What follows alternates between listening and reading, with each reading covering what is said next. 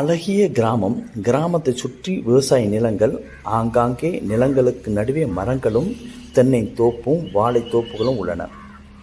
ஊருக்கு நடுவே பழமையான அம்மன் ஆலயம் ஒன்று, அதன் எதிரே பெரிய சிலை, குதிரை மேல் வீரன் ஓங்காரமாக இருப்பது போல ஒரு சிலை இருக்கிறது. அங்கிருந்த அத்தனை பண்ணையாளர்களும் விவசாயத்துடன் கால்நடை வளர்ப்பது முக்கியமான ஒரு தொழிலாக இருந்தது.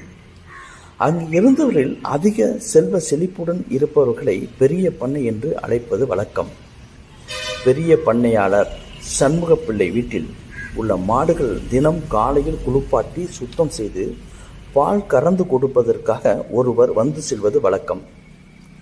பால்காரர் காலையில் வந்து கறவை மாடுகளை இருக்கும் இடத்தில் சுத்தம் செய்து அங்கு இருக்கும் கறவை மாடுகளில் பால் கறந்து கொடுத்துவிட்டு செல்லும் பொழுது, நான் நாளை என்னுடைய உறவினர் வீட்டுக்கு செல்ல வேண்டி இருப்பதனால் கொஞ்சம் தாமதமாக வருவதாக சொல்லிவிட்டு சென்று விட்டார்.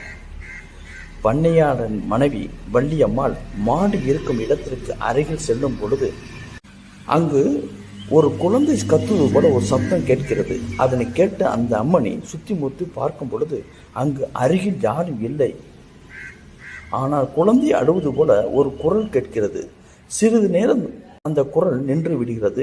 மீண்டும் சிறிது நேரத்தில் அதே குரல் கேட்கிறது. சில மணி நேரங்களுக்கு பிறகு பண்ணையார் வீட்டுக்கு வரும் பொழுது மனைவி நடந்த விஷயத்தை பயத்துடன் சொல்லுகிறார். இதை கேட்ட பண்ணையார் சிரித்து கொண்டே, அப்படியெல்லாம் ஒன்றும் பயப்பட வேண்டாம், நான் சென்று பார்க்கிறேன் என்று சொல்லிவிட்டு மாடுகள் இருக்கும் இடத்திற்கு சென்று பார்க்கிறார். அங்கு சந்தேகப்படும் மாதிரி ஒன்றும் இல்லை என்பதனை உறுதி செய்து கொண்ட பிறகு குழந்தை அழுவது போல ஒரு சத்தம் கேட்கிறது.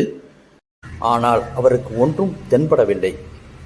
பண்ணையில் வேலை செய்யும் அனைவரையும் அழைத்து அந்த இடத்தில் அருகில் ஏதேனும் குழந்தைகள் இருக்கிறதா என்று பார்க்க சொல்கிறார். அனைவரும் தேடுகிறார்கள். அங்கு ஒரு குழந்தை இல்லை என்பதை உறுதி செய்துகிறார்.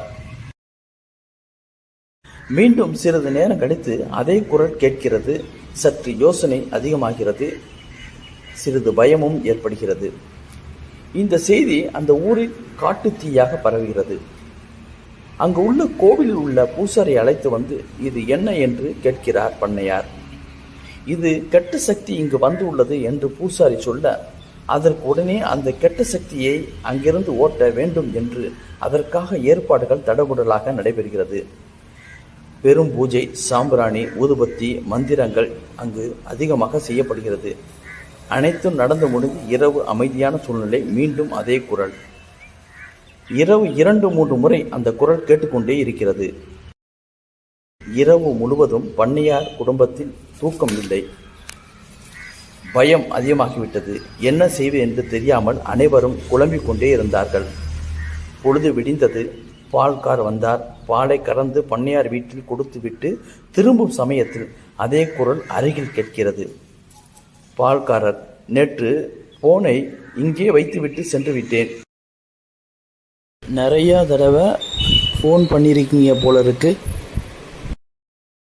இப்போதான் வந்தேன். காலையில் தான் போனை எடுத்து பார்த்தேன் என்று இலகுவாக பேசிக்கொண்டு போகிறான். இதை பார்த்தார் பண்ணையார் குடும்பம்.